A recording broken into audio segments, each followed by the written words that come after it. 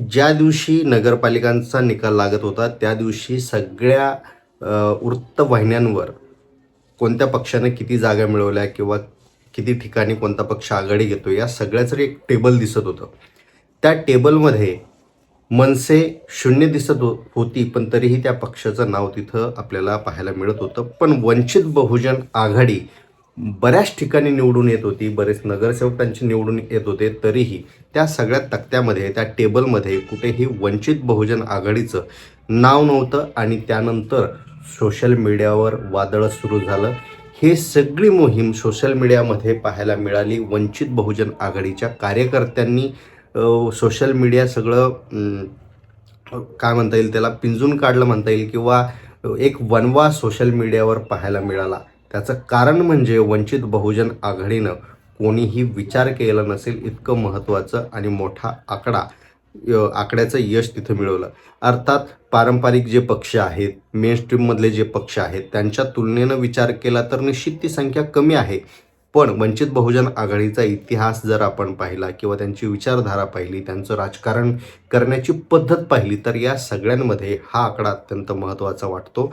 आणि याच आकड्यानंतर वंचित बहुजन आघाडीची ताकद महाराष्ट्रभर वाढली. आणि आता जे लोक वंचितला सिरियस घेत नव्हते तेही सिरियस घ्यायला लागले. आंबेडकरवादी समुदायातले लोकही आता वंचित बहुजन आघाडीकडे पुन्हा एकदा मोठ्या संख्येनं वळायला लागले असं चित्र आहे.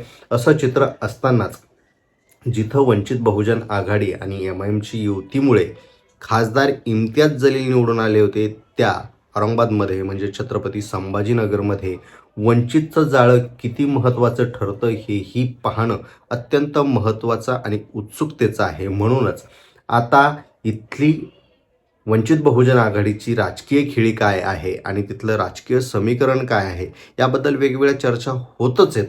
पण इथं वंचित बहुजन आघाडीनं अत्यंत महत्त्वाचे आणि निवडून येतील असे चेहरे दिलेले आहेत असं पाहायला मिळतंय. खरं तर सगळे पक्षाची हीच अपेक्षा किंवा त्यांचे प्रयत्न हेच असतात की जेव्हा उमेदवार दिला जातो तो निवडून येण्यासाठी दिला जातो. पण इथलं राजकीय गणित वेगळं आहे. कारण इथं जर आपण पाहिलं या शहरामध्ये एक क्रांतीचं, विद्रोहाचं एक बीज नेहमीच पेरलेलं पाहायला मिळतं आणि ते बीज जे आहेत ते वेळोवेळी उगवून येतं. म्हणजे इथं नामांतराचा संघर्ष असेल किंवा मग वेगवेगळ्या आंदोलनाच्या माध्यमातून डावे विचारसरणी असेल किंवा आंबेडकरवाद असेल किंवा मग दलितांचं एक वेगळी भूमिका असेल, या सगळ्यामुळं नेहमीच हे शहर चर्चेत राहिले आणि आंदोलनाचं माहेरघर म्हणूनही काही ठिकाणी, बऱ्याच ठिकाणी या शहराला ओळख मिळालेली आहे. म्हणून इथं दिलेले उमेदवार अत्यंत महत्त्वाचे ठरतात.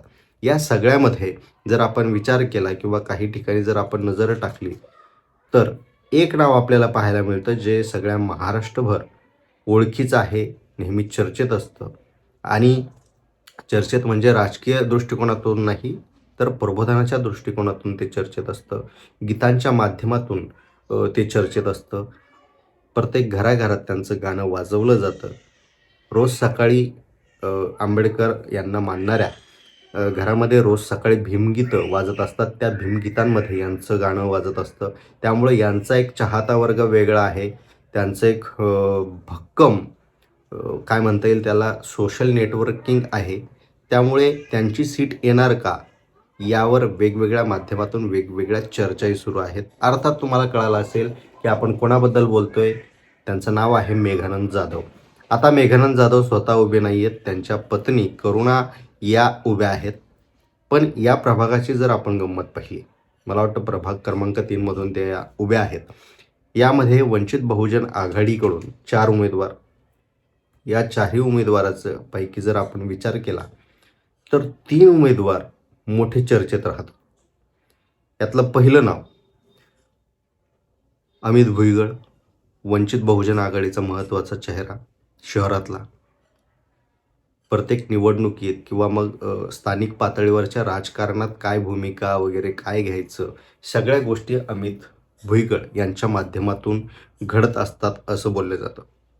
दुसरं महत्त्वाचं नाव म्हणजे अफसर शेख, जे वंचित बहुजन आघाडीमध्ये मला वाटतं लोकसभेच्या वेळेस आले होते. त्यांनी निवडणुकी लढवली होती आणि तेही या प्रभागातून उभे आहेत. अमित भुईगळ या प्रभागातून उभे आहेत आणि याच प्रभागातून मेघानंद जाधव यांच्या पत्नी उभ्या आहेत. म्हणजे जर आपण आकड्यांचं जर एक नजर टाकली आकड्यांमध्ये, वंचित बहुजन आघाडीची इथं अगोदरच म्हणजे जो काही वंचित बहुजन आघाडीला मानणारा समाज आहे, तो मोठ्या प्रमाणात या प्रभागात पाहायला मिळतो.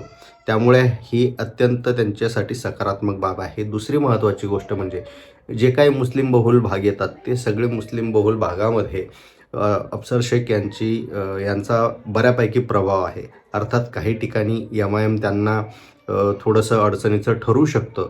पण गेल्या काही दिवसांमध्ये MIMच्या माध्यमात किंवा त्यांच्याबद्दल ज्या काही गोष्टी शहरात घडल्या त्या पाहता त्यांनाही याचा फटका बसू शकतो आणि सरळ फायदा हा वंचितला होऊ शकतो.